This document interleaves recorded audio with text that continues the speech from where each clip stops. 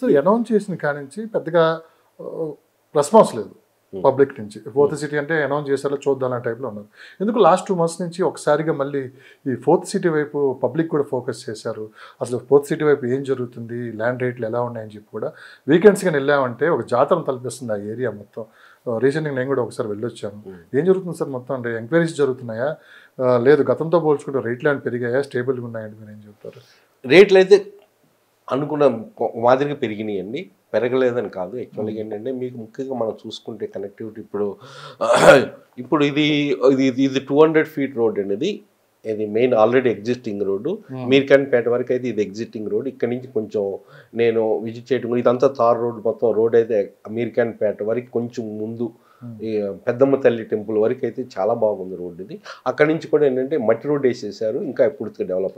ఇది కొత్తూరు జంక్షన్ నుంచి యాచారం వరకు అనమాట. ఇది ఆల్రెడీ ఎగ్జిస్టింగ్ రోడ్డు.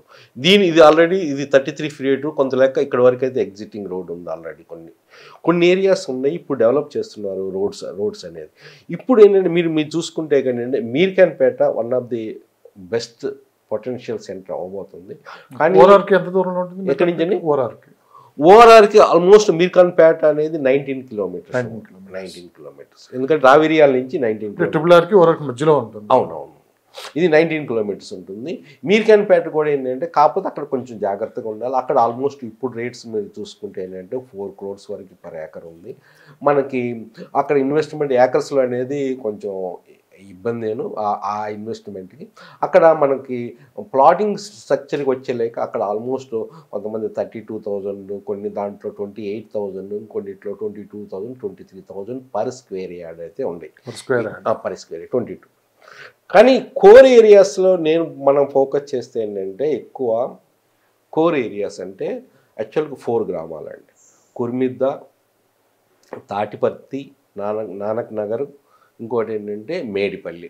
ఈ 4 గ్రామాలకి ఇప్పుడు ఈ 4 గ్రామాలు కూడా చూడండి. ఇది తాటిపర్తి, ఇది మేడిపల్లి, నానక్ నగరు, ఇది కుర్మిద్ద. చూడండి ఈ 4 ప్రాంతాలు. దీనికి రైట్ సైడ్ అనేది డెవలప్ అవబోతుంది. ఇది కూడా ఏంటంటే 100 feet రోడ్ అవబోతుంది. ఇప్పుడు 33 feet రోడ్ ఉంది. 33 feet నేను ఆల్రెడీ తార్ రోడ్డు చాలా బాగానే ఉంది అది కూడా. కానీ ఇది ప్రపోజ్డ్ 100 feet రోడ్ అనమాట. అది అటు రైట్ సైడ్గా డెవలప్ అవుతుంది అనమాట. ఈ ఏరియాస్లో కూడా ఏంటంటే మనం చూస్తుంటే 14,000 నుంచి సుమారుగా 7,500 వరకు కూడా ఉంది. 7,500 కూడా ఏంటంటే కొన్ని ఏంటంటే డెవలప్ అవ్వలేదు, కానీ అప్రూవల్ లేవు, కానీ అప్రూవల్ రాబోతున్నాయి. కానీ ఆల్రెడీ కొన్ని వెంచర్స్ ఉన్నాయి ఆ విధంగా. దాంట్లో కూడా ఏంటంటే మనము డెవలప్మెంట్ చేసుకొని ఇనీషియల్గా ఇన్వెస్ట్మెంట్ అనేది మనం చేసుకున్నాం అనుకోండి, ఎప్పుడు మంచిగా రిటర్న్స్ అని వస్తాయి. ఎవరైతే ఇనిషియల్గా ఇప్పుడు ఎవరు చేస్తున్నారండి, రీటైల్ ఇన్వెస్టర్స్ రావట్లే, ఇంకా ఓన్లీ స్మార్ట్ ఇన్వెస్టర్స్ వస్తున్నారు. ఎవరి దగ్గర అయితే ఏం ఇంప్రూవ్మెంట్ వస్తుంది అనేది ఎవరి దగ్గర ఇన్ఫర్మేషన్ ఉంటుందని ఎక్కువ పొలిటీషియన్స్ దగ్గర ఉంటుంది, బ్యూరోక్రాట్స్ దగ్గర ఉంటుంది, బిజినెస్ మ్యాన్ దగ్గర ఉంటుంది, స్మార్ట్ ఇన్వెస్టర్స్. ఈ 4 కేటగిరీ ఆఫ్ పీపుల్ ఇప్పుడు వస్తున్నారు. ఇక్కడ వీళ్ళు వచ్చిన తర్వాత ఇప్పుడు డెవలప్ ఇప్పుడు రేట్స్ పెరిగింది కూడా. ఇప్పుడు ఏంటంటే మీరు చెప్తే అమ్మి కుర్మిద్ద ఇటు సైడ్ కూడా ఏంటంటే 2 crores పైనే ఉండే. ఇటు కుర్మిద్ద సైడ్, ఈ నానక్ నగర్ ఇక్కడ కొంచెం తక్కువ ఉన్నాయి. మళ్ళీ ఇక్కడ 1.8, 1.9 ఈ ప్రాంతంలో. నంది వనపర్తి కూడా ఆల్మోస్ట్ అంతే ఉంది. ఆల్మోస్ట్ 2 crores ఆ ప్రాంతం మధ్యలో ఉందన్నమాట.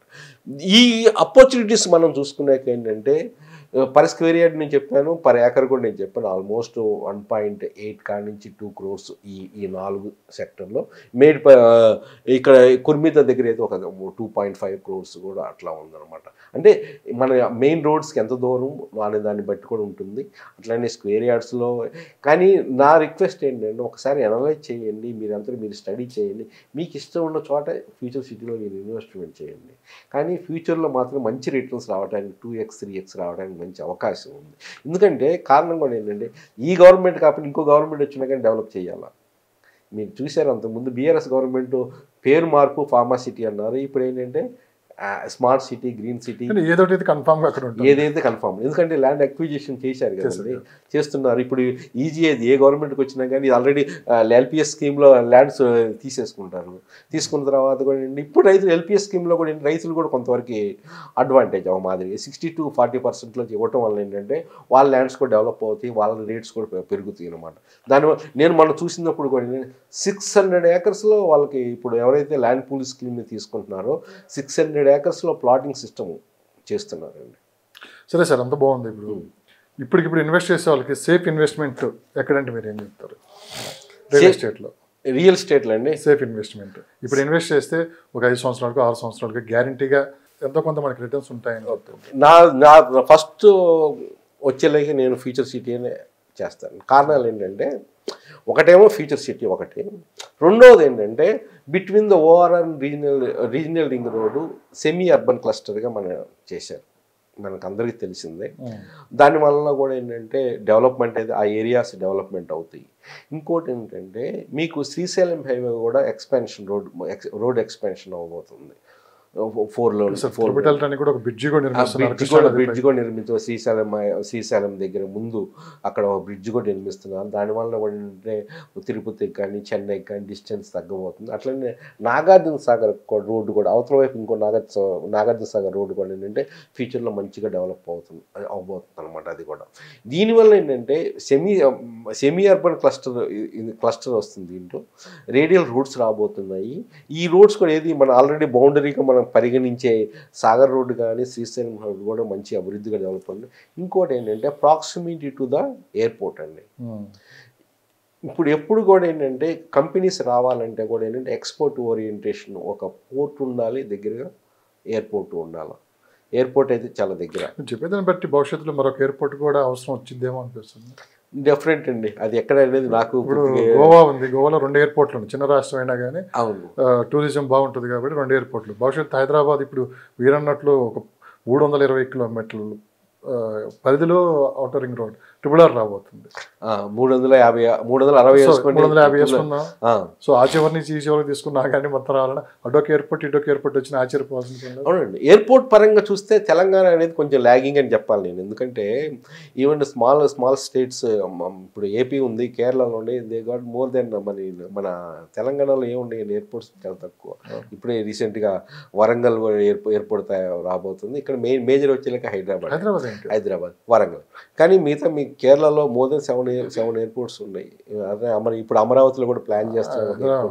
ఏపీలో కూడా ఉన్నాయి, విజయవాడ ఉంది, వైజాగ్ ఉంది, రాజమండ్రి ఉంది, తిరుపతి ఉంది, భోగాపురం ఫ్యూచర్లో మంచిగా డెవలప్మెంట్ చేయబోతున్నారు. అట్లా అంటే ఏ విధంగా ఎయిర్పోర్ట్ పరంగా of course there is a need అనుకోండి. కానీ దేర్ ఆర్ సమ్ కాన్స్టెంట్స్ ఉన్నాయి. అంతకుముందు జిఎంఆర్స్ పెట్టుకున్నప్పుడు సంథింగ్ డిస్టెన్స్ నాకు ఎగ్జాక్ట్గా గుర్తులేదు, ఇన్ని కిలోమీటర్స్ లోపు ఇంకే ఎయిర్పోర్ట్ కూడా రాకూడదని ఒక క్లాజ్ పెట్టారు. అందుకని కాకపోతే ఏంటంటే ఇప్పుడు ఆ క్లాజ్ని కూడా మరి జిఎంఆర్ఏ డెవలప్ చేసిపోతుందో ఫ్యూచర్లో. మరి రీసెంట్గా మీకు ఒక అనౌన్స్మెంట్ అయితే మీరు వినే ఉంటారు, మన బేగంపేట ఎయిర్పోర్ట్ కూడా కమర్షియల్ ఆపరేషనల్గా తీసుకురాబోతున్నారని. ఓకే, అంటే అగైన్ అది కూడా ఏంటంటే ఈ క్లాజ్కి అనుగుణంగా జిఎంఆర్తో కూడా వాళ్ళతో కలిసి చేయబోతున్నారా ఏంటి అనేది పూర్తిగా మనకు తెలియదు. కాకపోతే ఒక క్లాజ్ అయితే ఉంది. ఇంత డిస్టెన్స్లో జిఎంఆర్ మొదట వాళ్ళకి ఇవ్వబోయే ముందు కూడా ఒక క్లాజ్ అయితే పెట్టారు.